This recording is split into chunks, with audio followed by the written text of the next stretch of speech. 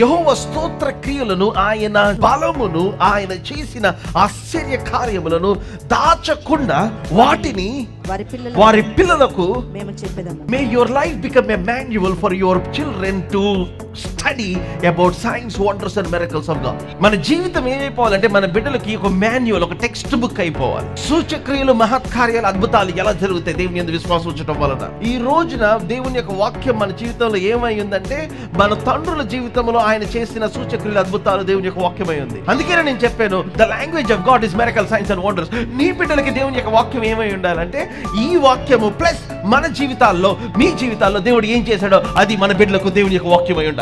మిమ్మల్ని చూస్తే దేవుడు ఎంత బలవంతుడు అనుకో, ఇవన్నీ ఎలా తట్టుకోగలిగాడు ఈ వ్యక్తి, వీటి నుంచి ఎట్లా బయటకు వచ్చాడు. నో, అది నా బలము కాదు. సో ఎస్, మన బలమును చూస్తున్నప్పుడు ఇమీడియట్గా వాళ్ళకి ఏం రిఫ్లెక్షన్ అయిపోతుందంటే, ఓ దేవుడు బలమైన వాడు.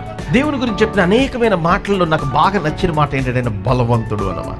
ఎందుకంటే నేను బలహీనమైన కుటుంబం నుంచి వచ్చాను, బలహీనులను పిలువబడే ప్రదేశం నుంచి వచ్చాను. somehow I stick myself to that word, బలవంతుడైన దేవుడు. అంటే నాకు ఏమనిపిస్తుంది అంటే, ఆ మాట వినగానే సాతానుడు బలహీనుడు, నా దేవుని కంటే బలవంతుడైన వాడు కాదు. ఇంకా చెప్పాడు, శత్రువు బలవంతుడి మీద అధికారం ఇచ్చాడు. అంటే నా శత్రువుకి నాకు ఇవ్వబడిన అధికారం మించిన బలం లేదు. Do you understand what I'm saying?